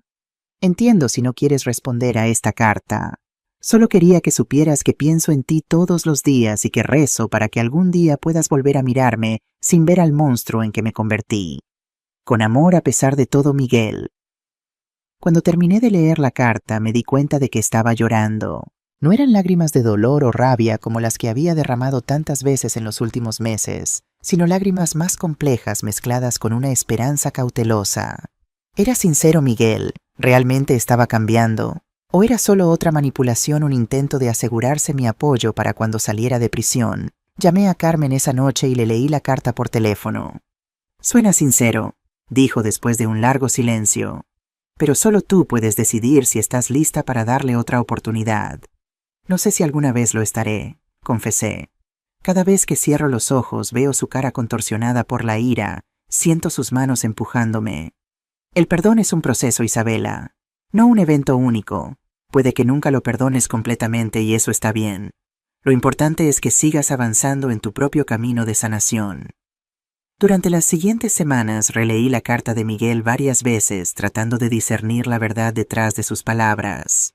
Finalmente decidí responderle, no para ofrecer un perdón inmediato que no estaba lista para dar, sino para abrir un canal de comunicación cauteloso. Mi respuesta fue breve. Miguel, he recibido tu carta y aprecio tus disculpas. El camino hacia la reconciliación, si es que existe, será largo y difícil. No puedo prometer que las cosas volverán a ser como eran antes, porque eso es imposible. Demasiado se ha roto entre nosotros. Sin embargo, me alegra saber que estás recibiendo ayuda y trabajando en tus problemas. Eso es lo más importante ahora que te conviertas en una persona mejor, no por mí, sino por ti mismo y por tus hijos. La Fundación Sofía Vega está ayudando a muchas mujeres. Estoy encontrando un propósito y una paz que no había conocido antes. A veces de las experiencias más dolorosas surgen los cambios más necesarios. Seguiré mi camino y espero que tú sigas el tuyo. Quizás algún día esos caminos vuelvan a cruzarse de una manera que traiga paz a ambos. Isabela, no firmé como mamá o tu madre. Todavía no estaba lista para reclamar ese título después de cómo había sido traicionada, pero tampoco cerré la puerta completamente. Envié la carta a través de Carlos, quien me aseguró que responder a Miguel no violaba la orden de alejamiento siempre que la comunicación se mantuviera a través de canales oficiales. Estás dando un paso valiente, me dijo mientras tomaba el sobre. No muchas personas podrían encontrar en sí mismas la voluntad de responder después de lo que has pasado. No es perdón, aclaré. Aún no puedo llegar a eso. El perdón no es una obligación, Isabela. Es una elección, y solo tú puedes decidir cuándo o si estás lista para hacerla. Sus palabras me reconfortaron. A veces sentía que debería perdonar a mis hijos simplemente porque eran mis hijos, porque la sociedad espera que las madres perdonen todo. Pero Carlos y Carmen me habían ayudado a entender que el verdadero perdón no puede forzarse o apresurarse. Tiene que nacer de un lugar auténtico dentro de uno mismo. A medida que pasaban los meses, la Fundación Sofía Vega continuaba creciendo. Habíamos ayudado ya a más de 30 mujeres y estábamos comenzando a recibir donaciones de otras personas y organizaciones que habían oído hablar de nuestro trabajo. Elena, mientras tanto, cumplía diligentemente con su servicio comunitario en un centro de cuidados para ancianos en Madrid. Ocasionalmente recibía informes a través de Carlos sobre su progreso. Según estos informes, estaba mostrando un compromiso genuino con su trabajo, y muchos de los residentes del centro habían desarrollado un cariño especial por ella. También me enviaba cartas regulares contándome sobre sus hijos y su nueva vida como madre soltera. Nunca pedía nada en estas cartas, ni dinero ni ayuda. Solo compartía sus experiencias, sus luchas, sus pequeños triunfos. Era como si estuviera tratando de reconstruir nuestra relación desde cero, sin las expectativas y manipulaciones del pasado. Un día recibí una carta de Elena que incluía dibujos que mis nietos habían hecho para mí. Uno mostraba una figura con cabello gris, claramente yo rodeada de corazones. El otro era una casa con un sol brillante arriba y la palabra abuela escrita en letras infantiles temblorosas. Esos dibujos despertaron en mí una emoción que no había permitido que floreciera en mucho tiempo el anhelo por mis nietos. Los había mantenido a distancia tanto física como emocionalmente mientras lidiaba con el trauma y la traición. Pero ahora me encontraba añorando sus risas, sus abrazos, sus preguntas incesantes. Hablé con Carlos sobre la posibilidad de modificar la orden de alejamiento para permitir visitas supervisadas con Elena y mis nietos. Es posible, me confirmó. Dado que Elena ha cumplido con todas las condiciones de su sentencia y ha mostrado un comportamiento ejemplar, es probable que el juez lo apruebe. ¿Pero estás segura de que estás lista? No estoy segura de nada, admití. Pero mis nietos son inocentes en todo esto.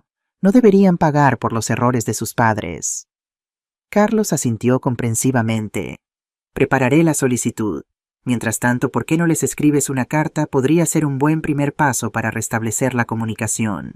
Esa noche me senté en mi pequeño escritorio junto a la ventana que daba a la Alhambra iluminada y escribí una carta para mis nietos. Les conté sobre Granada, sobre la Alhambra que podía ver desde mi ventana, sobre los gatos callejeros que alimentaba en el patio de mi edificio. Les hablé de la Fundación Sofía Vega en términos simples, diciéndoles que estaba ayudando a señoras enfermas a sentirse mejor. No mencioné la pelea con sus padres. No mencioné la costilla rota ni la traición. Eso vendría más adelante cuando fueran mayores y pudieran entender la complejidad de las relaciones familiares y los errores humanos. Al final de la carta incluí una invitación. Cuando el juez diga que está bien, me encantaría que vinierais a visitarme a Granada. Podríamos ir a la Alhambra juntos, comer helado en la Plaza Nueva y buscar tesoros escondidos en el Albaicín. Envié la carta al día siguiente con una mezcla de anticipación y miedo. ¿Cómo reaccionarían mis nietos a esta abuela que había estado ausente durante tanto tiempo? ¿Me recordarían siquiera? La respuesta llegó una semana después en forma de una llamada telefónica de Elena permitida bajo supervisión legal. «Mamá», dijo su voz emocionada a través del teléfono, «los niños están emocionadísimos con tu carta. No dejan de hablar de ir a Granada y ver la Alhambra. María incluso ha hecho un dibujo de cómo cree que es tu casa». «Me alegro», respondí sintiendo una calidez que no había experimentado en mucho tiempo. «He solicitado modificar la orden de alejamiento. Carlos dice que podría tardar unas semanas, pero es probable que se apruebe». «Estamos esperando con ansias», dijo Elena. «Y mamá, gracias por darme esta oportunidad, por no cerrar la puerta completamente a pesar de lo que hice. Todavía estamos reconstruyendo Elena, paso a paso. Lo sé, y estoy dispuesta a hacer todo el trabajo necesario por el tiempo que sea necesario». Después de colgar, me quedé mirando por la ventana contemplando cómo el sol del atardecer bañaba la Alhambra en tonos dorados y rosas. Era hermoso este momento de transición entre el día y la noche. Quizás pensé las relaciones también pueden tener esa belleza en los momentos de transición, en los espacios entre el dolor y la sanación, entre la... Un año después de la venta de la finca, mi vida era completamente diferente. La Fundación Sofía Vega había ayudado a más de 50 mujeres con sus tratamientos contra el cáncer. Mi pequeño piso en el Realejo se había convertido en un verdadero hogar lleno de plantas, libros y pequeños tesoros que iba recogiendo en mis paseos diarios por Granada.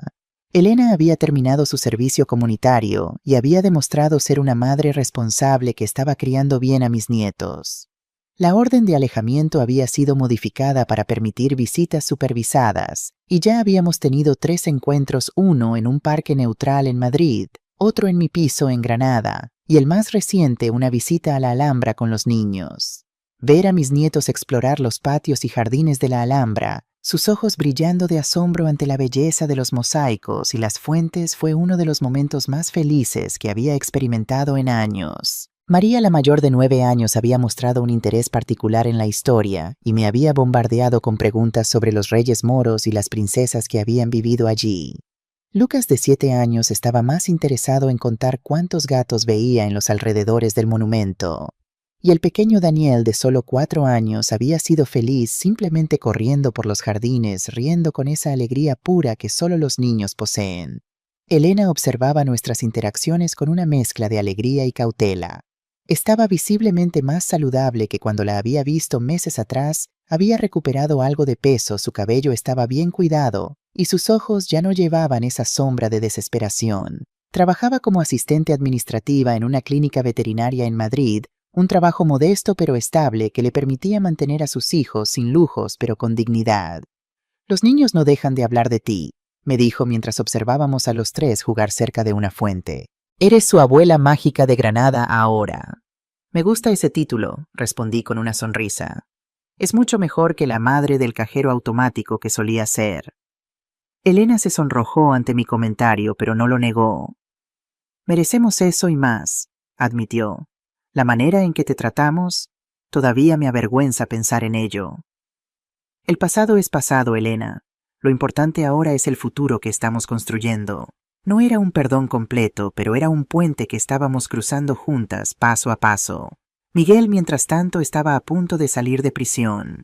Según su último informe, había completado con éxito el programa de rehabilitación y había estado trabajando en la biblioteca de la prisión mostrando un comportamiento ejemplar. Carlos me había informado que le habían concedido la libertad condicional y sería liberado la siguiente semana. Ha solicitado poder contactarte directamente una vez que sea liberado, me dijo Carlos durante nuestra reunión semanal en la oficina de la fundación. La decisión es tuya, por supuesto. Reflexioné sobre ello durante varios días. Estaba lista para ver a Miguel cara a cara. Podría mirarlo sin revivir el momento del ataque. ¿O sería este encuentro una oportunidad para avanzar en mi propio proceso de sanación? Finalmente decidí permitir una reunión supervisada similar a las que había tenido inicialmente con Elena. Carlos se ofreció a estar presente como intermediario legal y elegimos un café tranquilo cerca de la Catedral de Granada como lugar de encuentro. El día de la reunión sentí una mezcla de nerviosismo y resolución.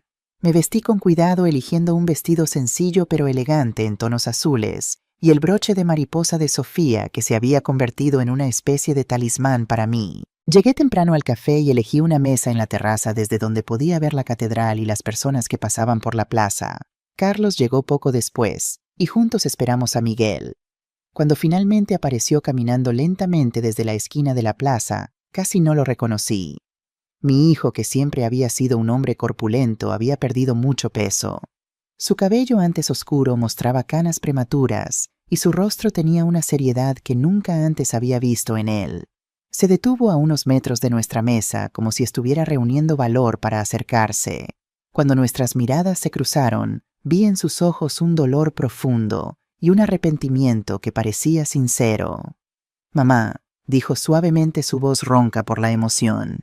«Miguel», respondí con un leve asentimiento. Carlos se levantó y estrechó la mano de Miguel, recordándole brevemente las condiciones de este encuentro: mantener la calma, no hacer movimientos bruscos, respetar mi espacio personal. Miguel asintió a todo sin apartar sus ojos de mí. Cuando finalmente se sentó frente a mí, hubo un largo momento de silencio. ¿Qué se dice después de tanto dolor, tanta distancia? «Te ves bien», dijo finalmente. «Granada parece sentarte bien». «Es un buen lugar para empezar de nuevo», respondí sorprendida por la facilidad con la que las palabras salían a pesar de la tensión. «¿Cómo te sientes al estar fuera?» «Extraño», confesó. «Asustado, agradecido, todo a la vez».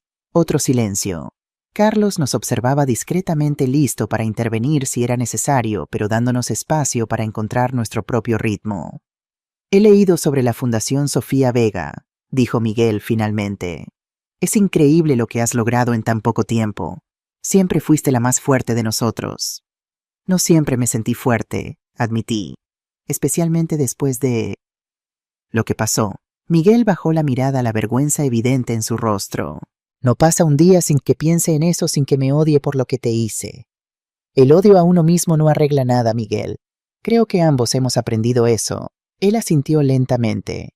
«La terapia me ha ayudado a entender muchas cosas.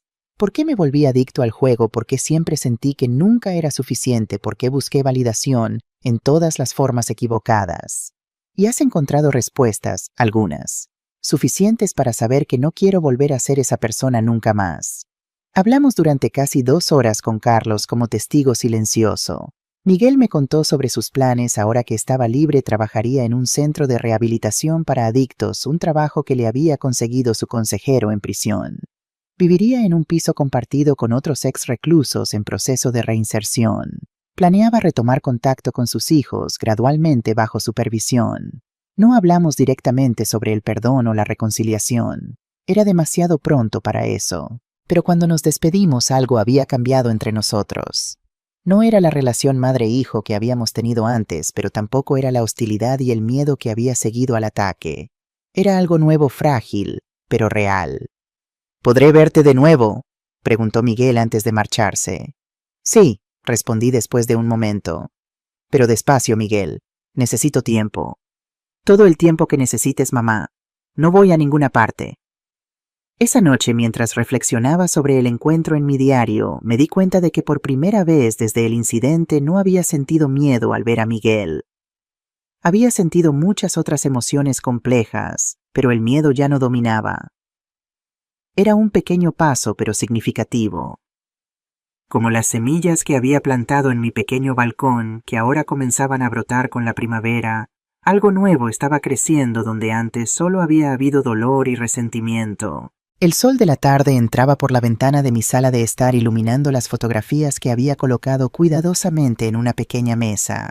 Era una colección ecléctica, una de Alejandro y yo el día de nuestra boda, otra de Sofía sonriendo en su último cumpleaños, una reciente de mis nietos jugando en la Alhambra, y la más nueva, una fotografía del equipo de la Fundación Sofía Vega celebrando nuestro primer aniversario.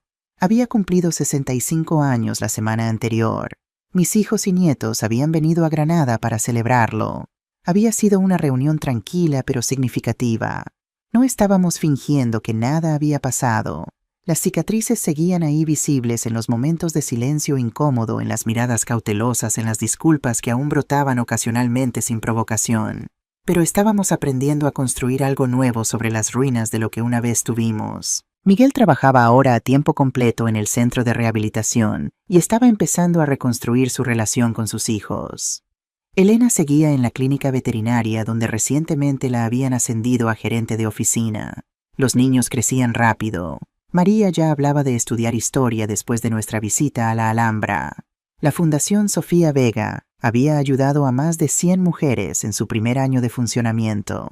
Habíamos ampliado nuestros servicios para incluir no solo ayuda financiera para tratamientos, sino también apoyo psicológico, asesoramiento nutricional y talleres de bienestar para pacientes con cáncer.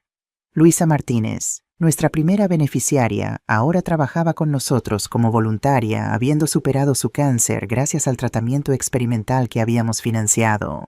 Su historia de éxito había inspirado a muchas otras mujeres a mantener la esperanza incluso en los momentos más oscuros.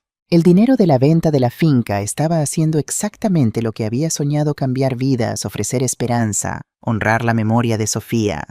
Y en el proceso había cambiado mi propia vida de formas que nunca habría imaginado. Me había convertido en una mujer diferente en estos 2 años. Más fuerte, más decidida, más en paz conmigo misma. La traición de mis hijos, aunque dolorosa, me había obligado a redefinir quién era yo, más allá de mi papel como madre. Me había obligado a establecer límites, a valorarme a mí misma, a buscar mi propio propósito. Carmen entró en la sala interrumpiendo mis pensamientos. A sus 69 años seguía siendo mi roca, mi confidente, mi mejor amiga. Venía a visitarme a Granada regularmente y yo regresaba al pueblo ocasionalmente para mantener viva nuestra conexión. ¿En qué estás pensando con esa sonrisa?, me preguntó mientras se sentaba a mi lado en el sofá. En todo lo que ha cambiado, respondí. En cómo a veces las peores experiencias pueden llevarte a descubrir partes de ti misma que no sabías que existían. Carmen asintió, su mirada sabia recorriendo las fotografías en la mesa. Has recorrido un largo camino, Isabela. Muchas personas no habrían tenido la fuerza para hacer lo que tú has hecho. No fue fuerza al principio, admití. Fue supervivencia. La fuerza vino después, cuando decidí no dejar que lo que había pasado me definiera o me destruyera. Nos sentamos en silencio por un momento, disfrutando de la paz de la tarde y la comodidad de nuestra amistad. Finalmente Carmen habló de nuevo. ¿Los has perdonado? Era una pregunta que me había hecho muchas veces en estos 2 años, y mi respuesta había evolucionado con el tiempo. Creo que el perdón no es un destino sino un viaje, dije después de reflexionar. Hay días en que siento que sí que los he perdonado completamente, y hay días en que el recuerdo del dolor es tan vívido que la herida parece fresca de nuevo. Eso es normal, me aseguró Carmen. El perdón no borra el pasado. No lo hace, pero he aprendido a no dejar que el pasado dicte mi futuro. He aprendido a separar a las personas que son mis hijos ahora de las personas que fueron aquel día terrible. Y eso es suficiente. Tiene que serlo, respondí con una sonrisa tranquila. Porque al final lo único que realmente podemos controlar es cómo elegimos responder a lo que nos sucede. Esa noche, después de que Carmen se fuera, me senté en mi pequeño balcón contemplando las luces de la Alhambra contra el cielo nocturno. Granada se había convertido en mi hogar, un lugar de sanación y renacimiento. Pensé en la finca Mendoza, que ahora probablemente estaba siendo transformada en una urbanización moderna. No sentía nostalgia ni arrepentimiento. La tierra era solo tierra, como me había dicho Alejandro en aquel sueño. Lo importante eran las personas, los recuerdos, las decisiones que tomamos cada día. El dinero que mis hijos habían codiciado tanto había resultado ser mucho más valioso de lo que ellos habían imaginado, pero no de la manera que esperaban. No les había proporcionado lujos efímeros o soluciones rápidas a problemas profundos. En cambio, transformado en la Fundación Sofía Vega, había salvado vidas, había dado esperanza, había creado un legado que duraría mucho más que cualquier posesión material. Y en el proceso me había enseñado a mí misma y a mis hijos una lección invaluable sobre lo que realmente importa en la vida. El dinero no es lo más importante, pero el respeto a uno mismo sí lo es. Aprendí que está bien decir no incluso a la familia. Aprendí que proteger lo que es tuyo no te convierte en una persona egoísta, sino en una persona fuerte. Y sobre todo aprendí que a veces los errores más dolorosos pueden llevarte a descubrir quién eres realmente y de lo que eres capaz. Mi nombre es Isabela Mendoza. Tengo 65 años y finalmente aprendí a valorarme tanto como siempre valoré a los demás. Y mientras las estrellas brillaban sobre la Alhambra y una suave brisa de primavera acariciaba mi rostro, sentí una paz profunda. La paz de alguien que ha atravesado la tormenta y ha encontrado no solo refugio, sino una nueva forma de ser. La paz de alguien que ha perdido mucho, pero ha ganado algo aún más valioso, la libertad de ser auténticamente ella misma, sin disculpas, sin miedo, sin arrepentimientos.